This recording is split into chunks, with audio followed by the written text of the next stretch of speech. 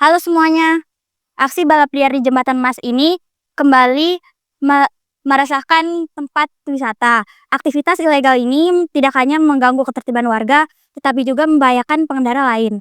Berikut pendapat dari mereka.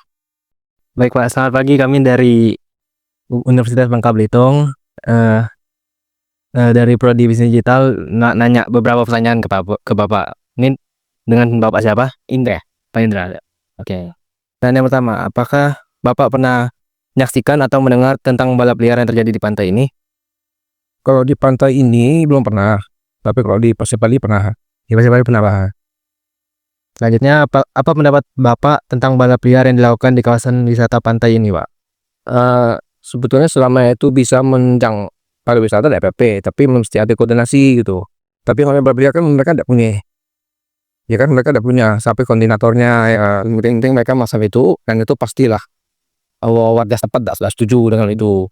Karena kan mengganggu keamanan, kenyamanan yang beruntung di pantai itu kan. Nih. Baik Pak, pertanyaan yang ketiga, apakah Bapak pernah merasa aman saat berada di pantai ketika balap liar berlangsung, seperti di Pasir Padi? Ya pernah, saya merasa tidak nyaman, tidak aman, karena kan mereka tidak punya lintasan yang benar, yang kan mengganggu lah. Ya kan, yang namanya pantai kan seharusnya tempat untuk orang berwisata, bernyaman-nyaman.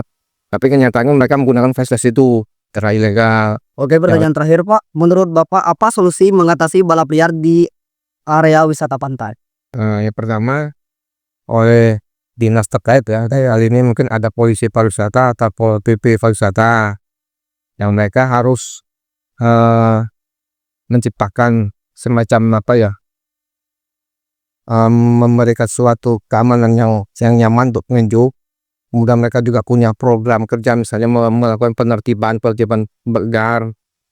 Kemudian mereka juga mengarahkan warga setempat, sehingga kalau ada pembalap liar itu mereka harus bisa, bukan mengusir sih, tapi mereka harus bisa membuat supaya mereka yang balap liar kok bisa diarahkan ke tempatnya, tapi tidak mengganggu pengunjung wisata.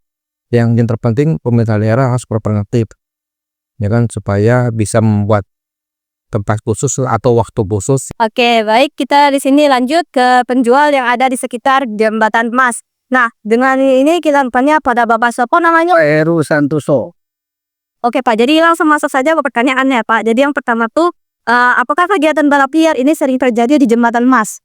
Kalau sering sih enggak, karena kita di sini jualnya kan cuma hari Sabtu dan Minggu. Kalau tuh balap liar di sebelah sana ya, yang di bawah itu ya, ada break race ya. Ada itu enggak ada itu. Gitu aja, udah ada. Yang kita ketahui ya, karena kita Sabtu dan Minggu ada jualan. Lalu yang kedua Pak, apakah ada dampak langsung dari Bapak sebagai penjual di sini? Apakah karena ada balap liar nih wisatawannya jadi sepi karena takut dengan aksi balap liar? Sedikit banyak sih memang ya, tapi kalau secara global sih dengan adanya balap liar otomatis kan pengunjung lebih banyak artinya ya. Artinya lebih banyak ada dampak positif juga dari hal itu ya. Tapi yang kita takutkan kalau balap liar namanya liar juga kan. Kalau liar artinya tidak ada batasan, tidak ada aturan, itu bisa membahayakan pengguna jalan. Itu. Baik Pak, pertanyaan selanjutnya, apakah dari balap liar ini pernah terjadi kecelakaan Pak? Kalau kecelakaan ini selama saya jualan sini pernah sih sekali, tapi secara langsung saya nggak lihat.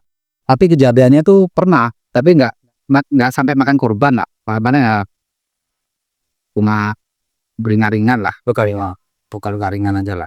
Oke, pertanyaan yang terakhir Pak, harapan Bapak terhadap balap liar apa ya Pak? Ya seharusnya sih namanya liar ya, mau liar ini harus diarahkan yang positif lah. Kita kan ada wadah ini ya, Kiraan Motor Indonesia yang biasanya mengadakan event-event, ya itu bisa diarahkan tergantung dari mereka mau atau enggak. Karena balapan liar ini banyak yang pakai karuan ya, banyak yang gaya-gayaan, atau banyak yang misalnya ya mengapresiasi jiwa mudanya itulah. Ya itu aja. Sayang sangat saya kan kalau adanya balap liar dan tidak terarahkan yang hal positif ya. Jadi kesimpulan dari kelompok 5 tentang pendidikan kewarganegaraan balap liar di Jembatan Mas adalah ada pro dan kontra dialami dari pengunjung dan juga penjual, di mana pengunjung itu merasa terganggu adanya balap liar, dan juga dari pihak penjual itu mendapatkan keuntungan karena adanya orang-orang dari pihak balap liar. untuk solusi dari kedua belah pihak tersebut adalah untuk memberi pemerintah harus berperan menyediakan fasilitas untuk balap liar, di mana fasilitas itu dapat menunjang untuk balap agar menjadi resmi. Dan juga solusi dari kelompok kami adalah pemerintah ataupun pihak kepolisian yang berwenang dapat memberikan edukasi kepada anak-anak dan juga kepada masyarakat betapa berbahayanya balap liar untuk masyarakat. Sekian dari kami kelompok 5, kami terima kasih.